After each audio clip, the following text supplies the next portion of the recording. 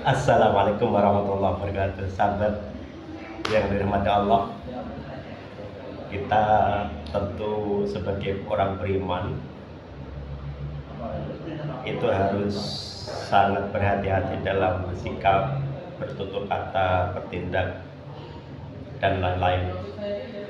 Terlebih untuk urusan-urusan yang kita sendiri ini masih memungkinkan untuk ada ruang diskusi, ruang debat, atau ikhtilaf dalam berbagai hal, kecuali untuk urusan-urusan yang pokok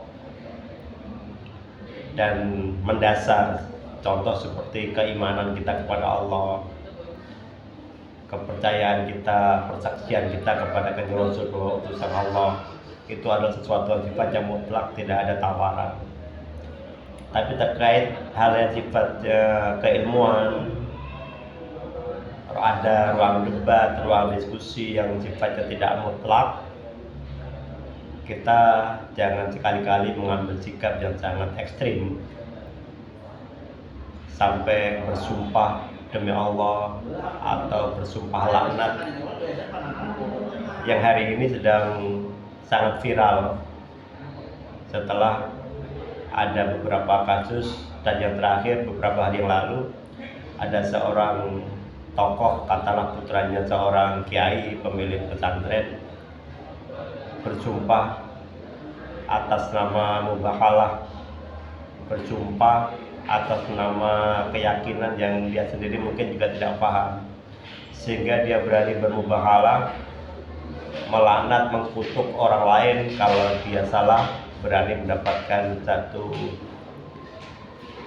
dampak atau persaksian yang buruk atas sumpah, disebut sebagai mubahalah. Gus Auji contoh terakhir, dia bermubahalah dengan di atas Quran, bersumpah bahwa mengatakan bahwa Habib itu adalah nurnya Rasul, sampai kemudian dia mengutuk orang lain yang tidak sependapat dengan dia dengan kutukan-kutukan dan dengan doa-doa yang buruk. Kita harus ingat bahwa doa buruk, sumpah buruk yang sifatnya melaknat orang lain itu akan kembali kepada kita kalau ternyata orang yang kita laknat itu adalah ternyata tidak seperti yang kita duga. Oleh karena itu, berhati-hatilah dengan mubahalah, jangan pernah. Nah, Rasulullah SAW itu pernah bermubahalah, tapi untuk yang sifatnya sangat mendasar. Ketika beliau digugat oleh seorang Nasrani atau sekelompok orang Nasrani terkait keimanan dan eksistensi Tuhan, terkait dengan ajaran yang beliau bawa, sehingga beliau menerima tantangan itu untuk bermubahalah dengan Nasrani. Kenapa? Karena sifatnya sudah mendasar keyakinannya itu bahwa Allah adalah Tuhan yang Esa, beliau sendiri adalah utusan Allah, tidak mereka-reka, tidak mengaku-ngaku.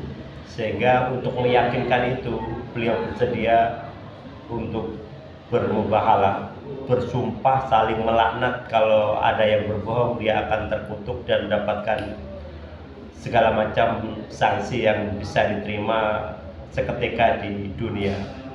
Nah, dalam sejarah mubahalah kita mengenal Mirza Ghulam Ahmad.